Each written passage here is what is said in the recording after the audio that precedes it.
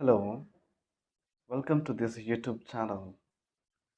This video is the continuation of Chapter 1, The Nature and Scope of Economics. Today, we'll study the definition of economics.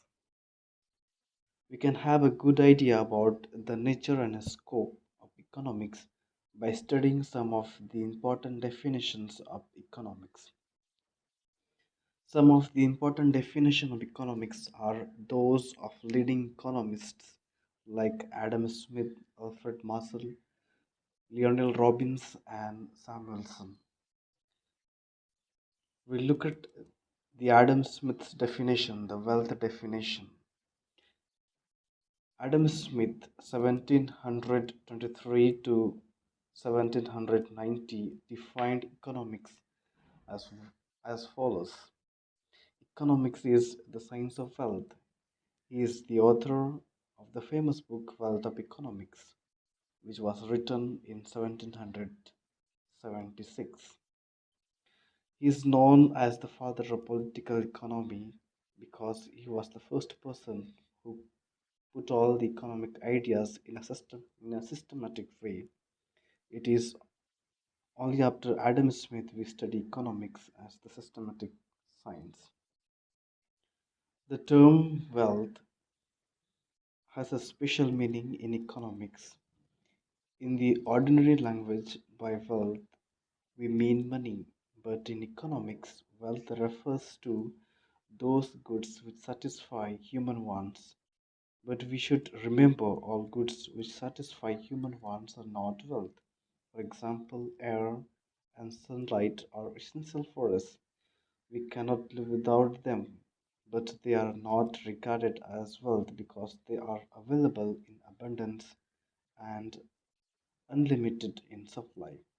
We consider only those goods which are relatively scarce and have money value as wealth. But here, the Adam Smith, the wealth of definition, is criticized.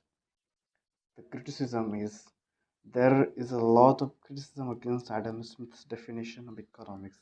It has got a bad name for economics. Some social scientists like Ruskin and Lally called it a dismal science, a dark science. But this criticism is unfair because it is based on a misunderstanding about the nature and scope of economics. As this definition emphasized wealth, they thought it they thought it is all about money. They concluded that economics taught men and women how to make money. So they called it a selfish science, as in their opinion, it emphasized on the mean to get rich. The second, the second one is Alfred Marshall's definition, the wealth definition. Alfred Marshall, 1842 to 1924, wrote a book, Principle of Economics, in 1890. In it, he defined economics as a study of mankind in the ordinary business of life. An altered form of this definition is economics is a study of man's action in the ordinary business of life. Marshall agrees that economics studies about wealth, but he does not accept the view that economics studies about wealth alone. In the words of Marshall, economics is on the one side a study of wealth, and on the other, the more important side, a part of the study of man. Man is the center of his study. According to him, the study of man is more important than the study of wealth. But somehow Marshall's definition also has been criticized. There is no doubt that Marshall's definition is a great improvement of the definition of Adam Smith, for its emphasis is on social problem and economics is a social science. Moreover, it tells us about the link between wealth and welfare. But the main idea of Marshall's that economics is a science that deals with material welfare has been strongly criticized. Robin is a great critic of this definition. He says that Marshall's definition mis- misrepresents the science of economics. The third one is Robbins' definition, that is scarcity definition. Here, Robin has defined economics as follows. Economics is the science which studies about behavior as the relationship between ends and scare means which have alternative uses. The criticism of Robinson's definition. The definition of Marshall classified human behavior into economic activity and non economic activity.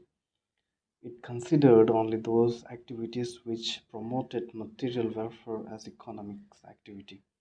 But Robbins' definition covers the whole field. If there is scarcity of a thing in relation to the demand for it, it becomes the subject matter of economics. That way, even the labor of those who provide services, example lawyers, doctors, actors, are taken for study in economics. The fourth one is Samuelson's definition, the modern definition of economics. Samuelson's definition is known as the modern definition of economics. According to Samuelson, economics is a social science concerned chiefly with the way society chooses to employ its resources, which have alternative uses to produce goods and services for present and future consumption.